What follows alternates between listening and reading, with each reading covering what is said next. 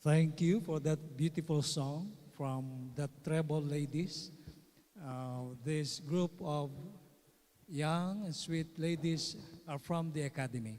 I often heard them singing or rendering songs at AUP Academy congregation.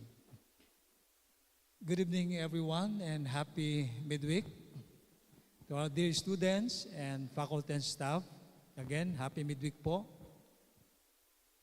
Happy midweek po. Ayun, mas maganda. Mas maganda yung may response. Tonight, we will explore the challenges that families face today and the strategies that we use to confront these challenges. We will look into the best practices that can strengthen our families. I'm Joshua, and beside me is my ex-girlfriend, my partner in life, my spouse, Cheryl Ann. We are delighted tonight to be joined by the Mustasa family, the Kanoy family, and the Abbas family. We represent naman the Castillo family. Thank you all for coming tonight. We have requested you to join us here tonight, and of course, we are happy and delighted that you have accepted the invitation to be part of this panel discussion. Before we begin, or before we continue on, as we continue on, could you please greet the church and share a little about your families? Hello. Good evening, everyone, and happy midweek to all of you. And for those who are worshiping with us online, happy midweek to all. And I am Ryan Abbas, and beside me is my one and only wife, Elsie. And we are happily married for 16 years and counting. And we are so blessed with three beautiful kids, 14 years old, 11, and 7. Two girls, and a boy. And by the way, I am from Quezon Province, pure Tagalog, and my wife is from Batangas, a pure Tagalog too. Do you like to say something, honey? I think that's enough. Good evening, church. Good evening, everyone. Happy midweek. My name is Mrs. Gemma Canoy. Happily married for 31 years and counting too. We have blessed with two wonderful children. Our first is our son, Jeffer, a medical doctor. And the second one is a girl, Syra Jem, clinical division, BMLS, or the MedTech student here in AUP. Presently,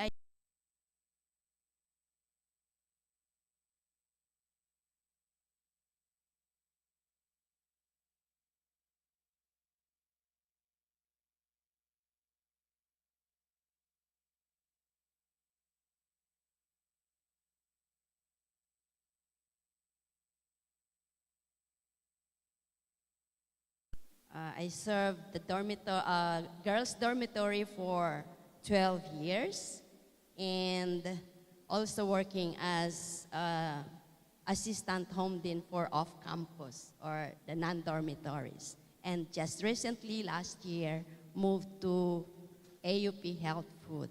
With me on my left is my roommate, Sir Ephraim Canoy. You want to say something, Dad? Okay, I am Mr. Ephraim Canoy, a working student during my college days for 5 years. I was the monitor in Mulavi Hall. And then On my right also is my ex-girlfriend for 5 years. And that relationship turned into a husband and wife on May 31, 1993. So we've been married for 31 long years. As he said, we have 2 children, grown-up children. Thank you. Good evening and happy midweek, brothers and sisters. I'm Mrs. Lolina Mostasa, representing our family. I got married 25 years ago. I'm from Mindanao, and my husband has found me. He is from Aurora province. God has blessed us with one son.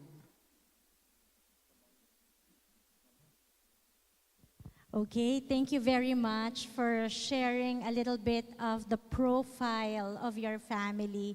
You see, it's nice to know about how diversified we are here. Like even just 7 of us, we are diversified. There's one who's been married for 31 years, both from Mindanao, and Ma'am Loli here for 25 years from Mindanao and then from Aurora province. That's too far away from each other, Ma'am, no? And the Lord has made your paths crossed. And then we have here 2 from Calabarzon, from Region 4A, who also have met and have been married for 16 years. How about us, Art? Do you remember? Do you know how long? Okay, we've been married for, wait lang, 12 years. And some have like 3 children, 2, Ma'am, 1, okay? And we also have 3 sons. So I'm really very excited to have this conversation as a family trying to build, we are trying to build a family. We would like to learn from each other. And so at this time, I want to ask, what are the challenges that you have encountered as a family? I don't know if it's right to start the question about challenges, students, no? But this is reality. When you get married, when you build a family, there will really be a lot of challenges. But then I must say, even if there are challenges, it's still fulfilling to have a family. Ano po? So we want to know, what are your challenges, current challenges or the challenges you overcame? Yeah. Okay, so how can I answer that question? So among the countless challenges that we encounter as a family is, I think, the management of screen time. I do not know if you can relate with this one, especially the new generation. And you know what, my dear friends, I was born in 1982. And I remember 30 years ago, I grew up in an environment where most of our activities were done physically and outside our homes. I remember the games Pico, Patintero, then playing many things that are physical. But as time went by and continuing, I have realized that time and circumstances really change from one end to another. And as what I mentioned to you earlier, we have 3 kids. And these 3 kids are different from each other. Imagine our eldest daughter, then a boy, then the youngest daughter. Different genders have different preferences. And as far as screen time is concerned, they also have different tastes.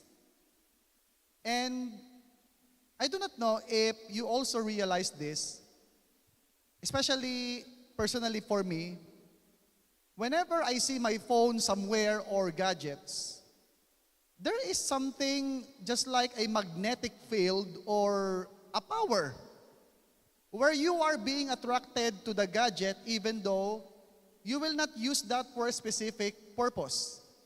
And it is not only our children who are having a hard time on screen management. It is also us parents who become victimized by managing our screen time.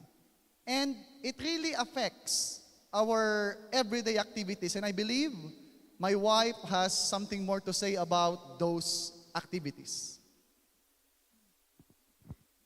Okay.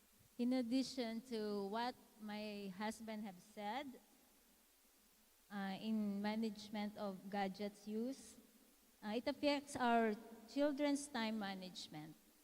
For example, we already prepared and made a schedule for them to follow every day, but because of misuse of gadget, excess use of gadget, it affects their schedule. They did not follow, they don't follow the schedule that we made for them. We want them to do their household chores, assignments, practice their musical instruments, and do physical exercise outside the house, play with their classmates.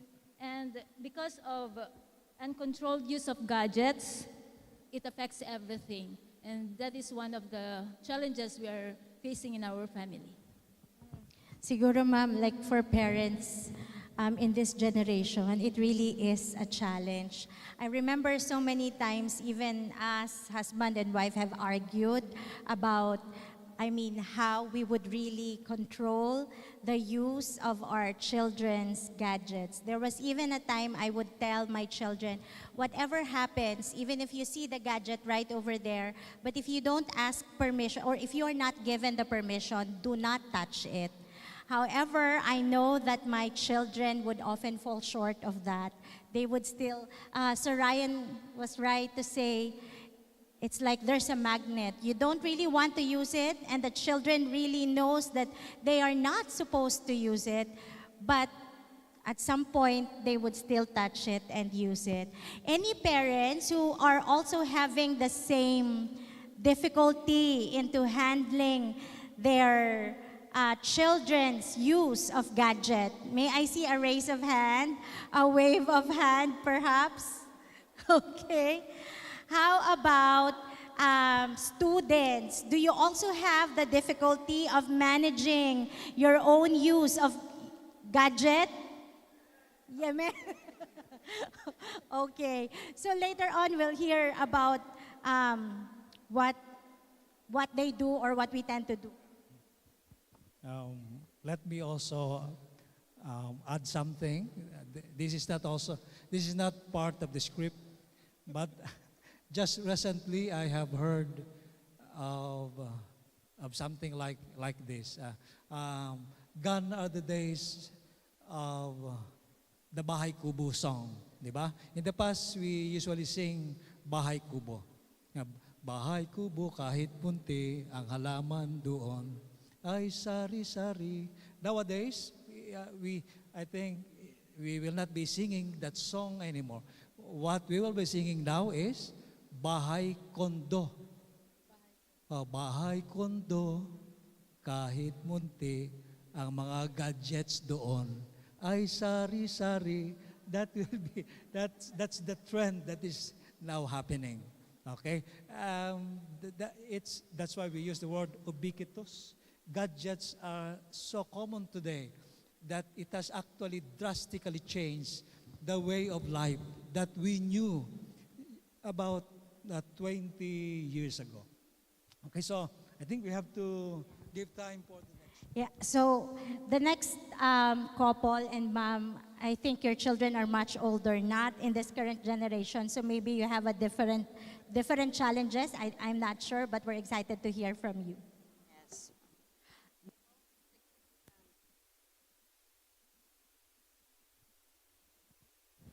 The most significant challenge our family has faced or even facing right now is the differences in schedules as adults. very erratic and unpredictable schedules, especially to our son, Jeffer. You have to notify him at least a week before or a month to book or schedules for a family bonding, travel, whatever. And also for our daughter, she barely has time for leisure because she's under clinical division of medical technology student. You have something to add, sir? When they were, in elementary grades, one of our challenges was the age gap. So, kasi 6 years, their gap is 6 years. So their interest is different. When the girl or Sai look for, playmate, her kuya is not there because the interest of kuya is different. So we have that challenge in their age gap. And another thing is our challenges was they are, the toys are different. When we buy this one for the kuyas, for the girls, for Sai is different also. So yun ang mga challenges namin before. But one thing, because we are on campus, we are staying here, and we have what we are a bit fortunate because both of us were staying in the dormitories. I was the dormitory dean for 23 years. So every meal time, we were together, breakfast, lunch, and dinner. And I even fetch them and bring them to school with motorbikes. Every, breakfast, first period, I brought them to school, and then lunchtime, pick up them. I did not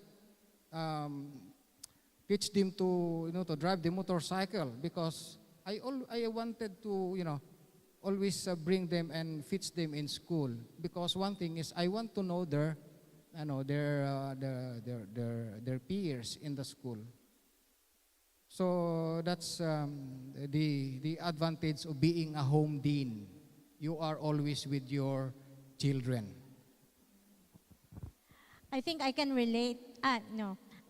With regards to what Ma'am Gemma said, we've heard of many parents who would tell us, take the opportunity to spend quality time with your children while they are young.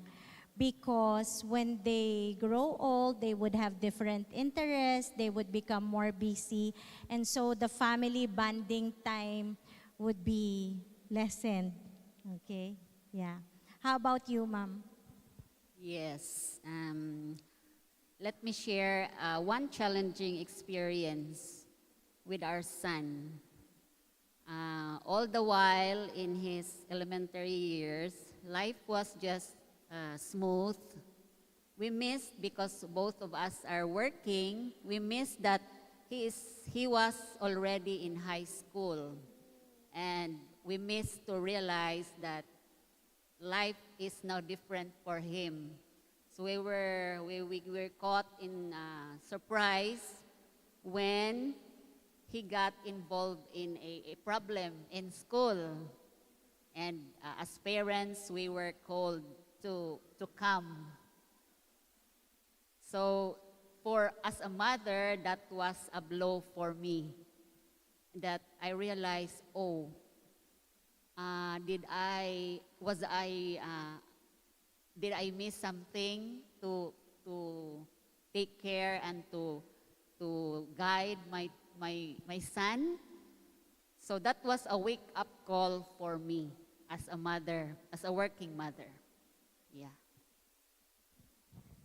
Thank you, Ma'am. I think for most parents, I think also, I don't know, with Sir Ryan and Ma'am Elsie, but it's also one of our fears, no, sometimes na, what if, what if our children get into this and into that? What is there anything we have done wrong? As early as this time, it's something that I've been thinking, but I don't know if it's really right to think that way, to be bothered about these situations, to think in advance whether when your children would get into some trouble. Thank you, Ma'am Lolly, for what you have shared, and I think that is common also to some families. It's not an isolated case. I've also heard a lot of stories about some children getting into trouble and parents asking, what did I do wrong?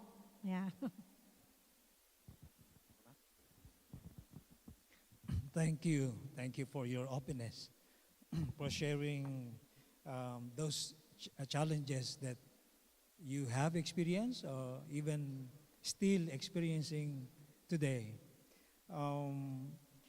Now, could you share some of the strategies or the practices that you have done or are doing to navigate through these challenges? That is actually what we have to focus on tonight. Okay, to focus on the strategies that you have done or are doing to go through these challenges and overcome them successfully. Okay, so Sir Ryan. Pastor, because of that challenge on screen time management, we prayed together and God gave us the answer on how we would address that. And after searching on the internet, we have found something that could be the solution to our challenge. And by the way, for the information of everyone, we have lots of gadgets in our house. As you remember, when we had the pandemic, we needed to buy gadgets for our children for their online activities. So at this moment, we have 2 laptops, 1 desktop, 4 cell phones, and 1 iPad. And our students here especially would relate because each of them, each gadget has its own operating system. And we ask ourselves, how can we monitor the gadgets having different operating systems? So we found a lot of softwares or apps. The first one there is Google Family Link. So if you know Google Family Link, it is from Google, and it can manage the gadgets, the Android-based phones, where you can control almost everything.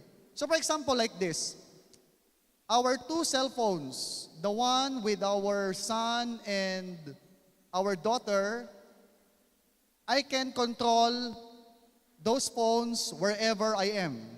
I can set the time. For example, if they want to access the games that they like, I will set only for a few minutes because we allow them to use gadgets every day for 30 minutes only. So, for example, if the 30 minutes have lapsed, the game will automatically close. And you know what, my dear friends, for the iPad, of course, it is different from Android. The password for the iPad is only known by me. I keep it.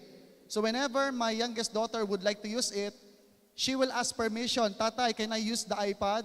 Yes, give me the gadget and I will encode the password. And for the laptops, the passwords are also being kept by me alone. So if they want to do, for example, school activities and entertainment, they want to watch YouTube videos that are educational only, they will go to me and ask for the password, and I'll be the one to encode them. You may be thinking that, oh, where is the privacy? Where is the respect for freedom? I believe personally that our children are still growing. They may not know yet the implications of their actions. They may be acting from impulse, but we believe as parents, we need to do this because we want to develop a habit. We want to let them know that there are restrictions in life that they need to understand. Because as they grow up, we will never continue to give restrictions to their gadgets when they are older. But at least through this means, they will be aware that they cannot do whatever they like without any boundaries. So that is, I believe, another strategy, Pastor and Ma'am She, is that we must be intentional. And not only intentional, we must be consistently intentional on doing those. Because you know what? Monitoring all gadgets every day is tiring. Okay? It's time consuming because it will distract your task or whatever. But if you have the objective, if you want to make this happen, you really need to sacrifice. You must be very patient with them because as you know, they are still young. But you know what? We are already seeing the effect. Our eldest daughter is already learning how to be responsible. For example, at night, she will surrender the phone to me. And Tatay, I will sleep now. This is the phone. But of course, the other two, they are still young. We needed to tell them, oh, it's 9 o'clock na, sleeping time. Please surrender your phones. So we really need to do that every day in order to set the habit. And I might already telling you all because I want to reserve to my wife the rest. Okay. Oo nga, nabanggit mo na yung sasabihin ko sa script ko. Okay, aside from monitoring gadget use, before bedtime, we let them read Bible stories or the best stories books. And for our elementary kids, but for our teenager, Shelty, we encourage her to read the Ellen G. White books, and she just finished the Messages to Young People, and currently she's reading the Christ Object Lesson book. And that helps them to lessen their gadget time during the night. And to lessen also our gadget time as a family, we involve ourselves through sports during weekends, especially during Saturday night at the gym. And on Sundays, we do household chores together, and we do also sports together. And we also do counseling to them, explaining to them that disciplining them is not our intention to deprive them from using their gadgets, but to teach them on how to use their gadgets properly and their time properly. I have a follow-up question to Sir Rai. I just wonder, I know how difficult it is to, even if you have, it's good that you were able to discover applications, no? But was there ever a time when your children insisted or tried to insist that they would use the gadgets for some reason, or nag-tantrums, they had this tantrum for them to be able to use the gadget? If so, how did you handle it? Yes, Ma'am She, no, there were times that they would like to extend a little bit more. But of course, there was a time also that I gave them the chance because they did something good or they did the chores. But I always remind them that they need to stick to the time allotted to them. Because if ever that I would always be lenient to them, they may think that, Tatay can be asked to extend more. But again, let us be patient. No? Let us be patient and firm. Imagine balancing firmness and patience. It's very hard. But of course, we need to be very intentional to achieve the objective that we want to our children. Okay. And I think I have also read that you never give in to tantrums because, like, for example, if they keep crying and you give in, they would think that whenever they want something, they would just cry, and it's not a good practice. Now let's hear from the best practices of Ma'am Gemma and Sir Kanoy. Best practices that we develop in dealing with our challenges in our home. Communication is the key. And we also practice the 7-7 prayer. So we see to it that even we are far from each other, we pray during prayer time, the 7-7. And we don't usually ask their whereabouts, but it is everyone's responsibility to update where you are and where's the members right now.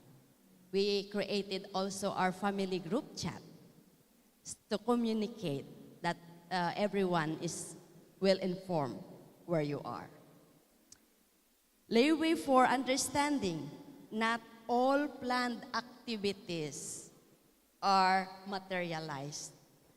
We should understand in cases of sudden changes or sudden cancellations of family dates, bonding, or travel. You have something? In our family, when there were yet kids, we see to it to make our home a place of really a home where they love to come home. Next is we make our home an altar, like having worship in the evening until such time when they were in mid-tech program, because it's another, the challenge is another thing. Like they only sleep 4 hours a night, and then when they can sleep 4 hours at night, that's good for them. Most of their time in the evening spent for studies. So in the morning, they sleep late at night and wake up early in the morning. So if we wake up them early in the morning, it would, because that's the only time that they just get to sleep. Because so for gadgets, we don't have so much problem with gadgets. What we did, we always remind them during our meal time. We tell them, anak, do good in your studies, because you are fortunate, because we don't have that opportunity before when we were in college. We were both working students, and you are privileged that you are here. You have the privilege to study in a prestigious school. So do good. Do your best in your studies. So we bought them gadgets for studies, and relating also the experiences I encountered in the dormitory being a home dean.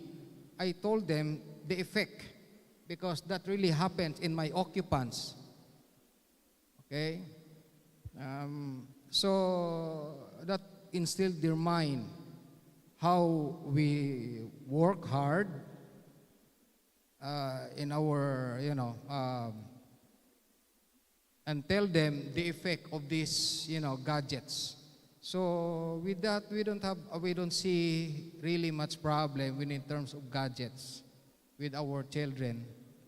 Now, considering also that they are taking mid-tech or BMLS, to speak, so you will not survive if you are not, you don't have a study habit.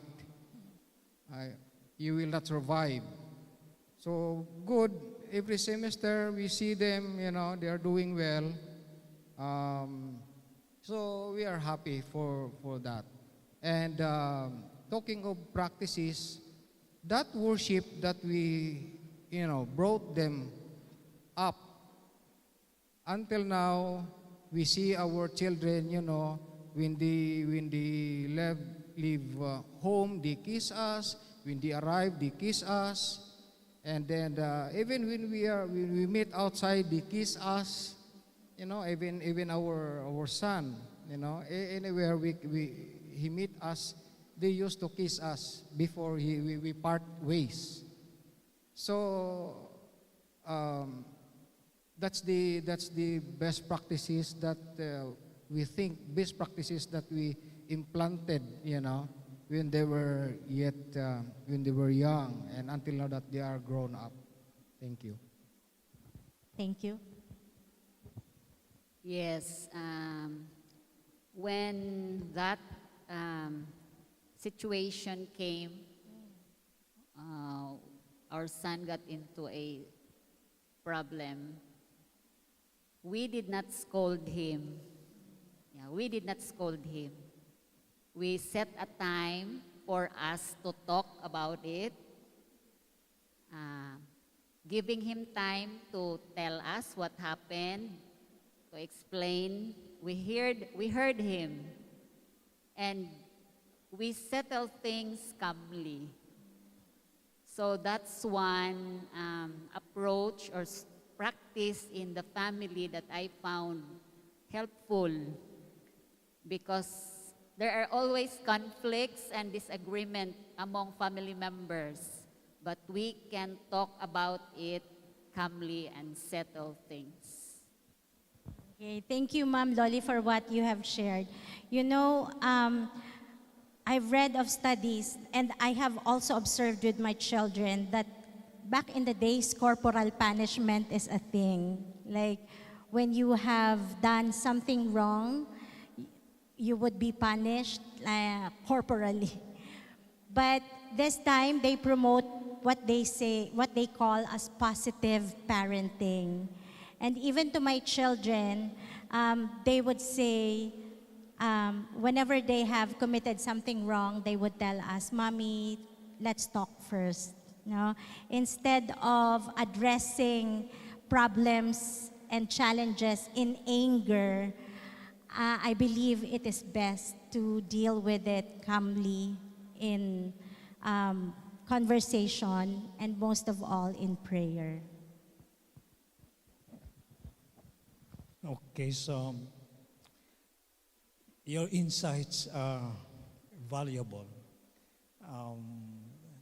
This conversation have given us, my wife and I, personally, added insights on how we can also manage our own family, our young family. And it is my prayer, our wish that also the church, and especially our young people who are listening, have also gained insights from the experiences that you have shared tonight. But we are time constrained, so we cannot continue on with this conversation. Though, again, personally, I want this to go on for a while so we can share more insights on how we can better our own families. But at this point, we will have to end this conversation and this prayer meeting. So again, thank you. Thank you po sa inyo. Thank you, Sir Ryan, Ma'am Elsie, Ma'am Gemma, Sir Kanoy, Ma'am Loli. Thank you. Thank you. And also the church, thank you for listening. Let us all bow our heads as we pray, as we end this meeting with a prayer. Father in heaven, we come before you tonight to thank you, to worship you for what you have done for each one of us, for the blessings that you have given to us. We thank you that tonight we are part of this family togetherness emphasis of the Seventh-day Adventist Church throughout the world. And it is our prayer, Father in heaven, that this activity will remind us of the importance of the family that we share and that we all belong. And also, Father in heaven, tonight, may we always be reminded that in spite of the challenges that we are facing in this world as a family, there are ways, there are strategies that we can use to deal with these challenges successfully. Father in heaven, we ask you, please, to provide us the wisdom to deal with these common problems and issues and challenges that we are going through right now in this current generation. We ask, Father, and we thank you most of all that you, by your grace and by your love, you have given us that great opportunity to be part of your family. And so we ask that may all of us who are here and the families that we all represent and the children, the young ones that are coming after us, will all find their place in your great family. Thank you for hearing us, Father in heaven. In Jesus' name, amen.